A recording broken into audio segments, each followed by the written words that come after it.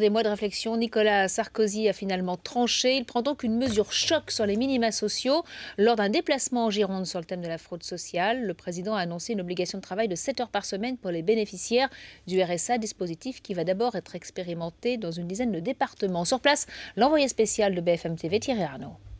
Comme prévu, Nicolas Sarkozy a tapé fort sur la fraude sociale, accusant les fraudeurs, je cite, de la plus terrible et la plus insidieuse trahison de l'esprit de 1945. Évidemment de la musique aux oreilles de son électorat conservateur, également brossé dans le sens du poil par cette autre proposition à titre expérimental pour l'instant, en échange du RSA.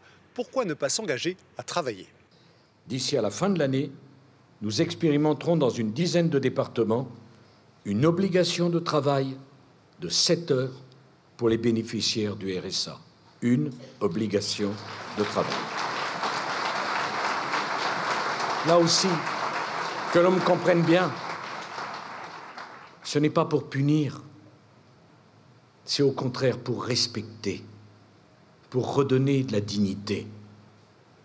On n'a pas de dignité quand on ne peut survivre qu'en tendant la main.